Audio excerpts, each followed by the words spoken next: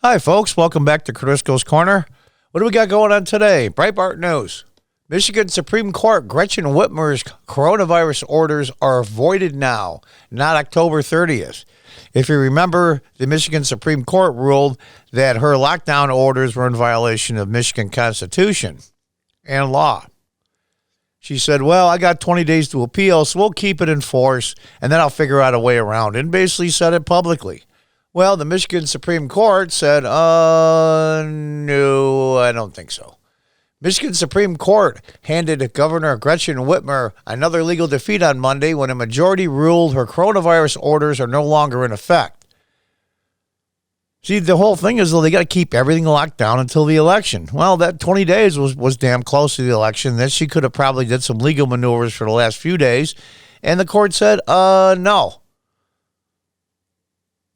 On October 2nd, the court ruled the 1945 law Whitmer had used to justify a state of emergency and her lockdown orders were unconstitutional, effectively negating any executive orders relating to it. Whitmer attacked the court and claimed that her orders remained in effect until October 30th. Oh, 4 days before the election. What a coincidence. Supreme Court ruling handed down by a narrow majority of Republican justices. There's a shot there. Her own Supreme Court is deeply disappointing, and I vehemently disagree with the court's interpretation of the Michigan Constitution. Well, of course she would. It takes away her power and authority. There's nothing, it's in their DNA. Progressives and leftists, it's in their DNA. They can't get around it. They have to tell other people how to live, how to behave, what to do, how to treat each other. They just can't help it. It's just in their nature, and it's sad. Right now, every state and federal government have some form of declared emergency. That's probably true, but you know what? 95% of the states that have lockdowns are also in violation. They just haven't brought it to their state Supreme Courts or federal courts yet. Without the approval of the legislature, the governors only have so much time. They're not dictators. But what's happening is a lot of these states, and Republicans too, I'm not going to take one side, not the other, have allowed these lockdowns unlawfully. So what happens is when people start complaining to their legislators and people in general, they're going to say, well, don't blame me, it was the governor. That way, they're off the hook. It's cowardly. Absolutely cowardly. And if you saw in the last few days, the World Health Organization says all these lockdowns might be worse than the virus itself. I'm like, wow, you got to be kidding me. They got everything they could out of this virus. They took a pandemic that hit the United States and in part the world, but at least in the United States here, they use it for political gain. Never let a crisis go to waste, if I remember the saying from the Democrats. With this decision, Michigan will become the sole outlier at a time when the Upper Peninsula is experiencing rates of COVID infection not seen in our state since April. You're an idiot, an absolute idiot. And the Upper Peninsula, by the way, I don't know that much about Michigan politics, but I'm assuming it's very, very red Republican. In a motion filed last Monday, Whitmer argued that she created a date to allow for an orderly transition during which some responsive measures can be placed under alternative executive authority, and the governor and legislature can work to address many other pandemic-related matters that currently fall under executive orders, CNN said. Do you think that little sentence passed the smell test? She said right out, I don't care. I got 20 days to appeal it, and then I'll get around it. And she said so. So the court said no. On Monday, the court said no. Justices ruled 4-3 that the orders issued under the 1945 Emergency Powers of the Governor's Act are of no continuing legal effect, according to ABC 12. The majority said the decision leaves many avenues for our governor and legislator to work together. I'm sorry, I shouldn't laugh. In a cooperative spirit and constitutional manner to respond to COVID-19 pandemic. Instead, after the ruling, Whitmer's administration issued new guidelines to the Department of Health and Human Services under the Public Health Code of 1978. Well, she moved up 33 years, which require face coverings, gathering limits, nursing home safety measures, and more.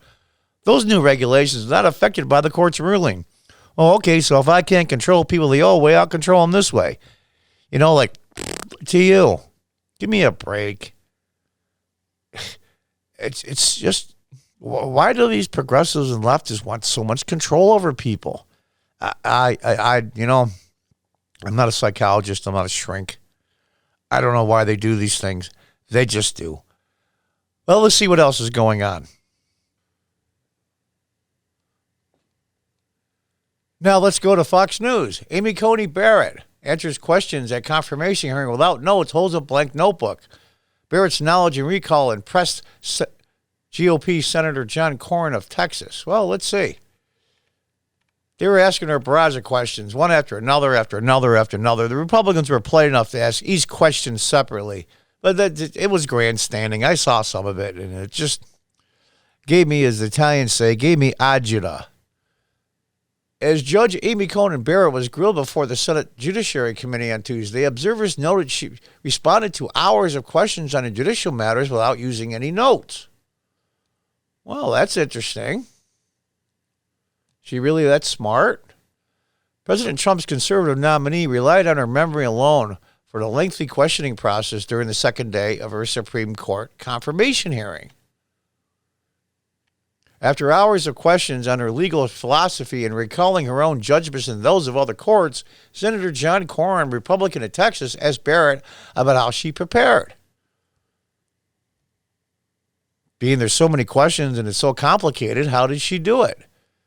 According to his Twitter post, Senator Cornyn asked Amy Coney Barrett if she's been working from her notes with thoughtful, intelligent answers. Nope. Most of us have multiple notebooks and notes and books and things like that in front of us, Cornyn said. Can you hold up what you've been referring to and answering our questions? Is there anything on it, Cornyn asked.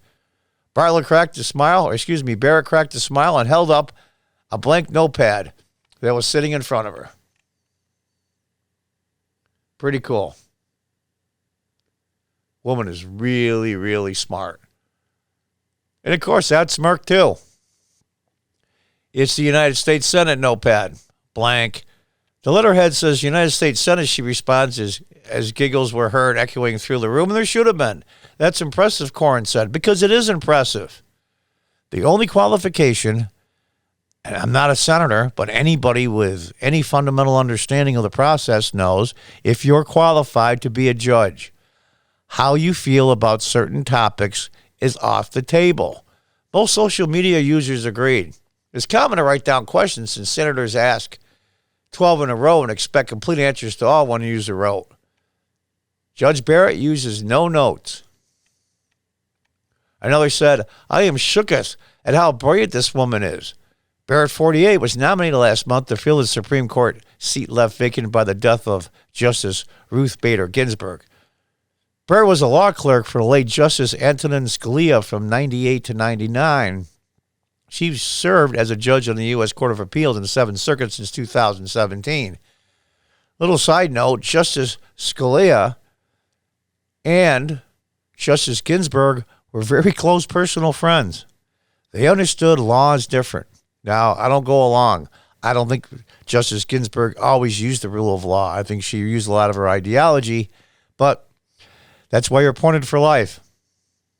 And when they grilled her, you can go back and probably watch some YouTube videos on Judge Ginsburg, rest her soul. You could probably see she's listening. I'm not going to answer questions on specific cases, just like Judge Barrett is doing today, just like Judge Gorsuch did. I can't rule on that. I can give you my opinion on maybe decided law, but that's about it. But there we have it. This woman's brilliant. And you can watch her listen to that tirade and grandstanding from the Democrats. I'll tell you, the woman's got the patience of a saint. She's got 7 kids, probably why.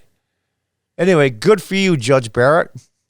And good for the Republican senator from Texas to point that out. Just to show this whole thing is a farce.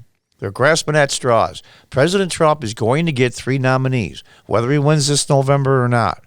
That's the way it is. So, folks, you know what? You need to calm down. You need to calm down. It's not going to be, a conservative 6-3 court and dun, dun, dun. There goes all of our wonderful things we want. No, it's not going to happen. Not going to happen. They might rule in the future on things that they don't like, but I'm sure judges, I mean, if you're a judge, half the people that you're sitting judgment over are going to be mad and half aren't. The best you can do is 50%. So you know what? Do what your best judgment is, how you interpret the law, and read the Constitution as written.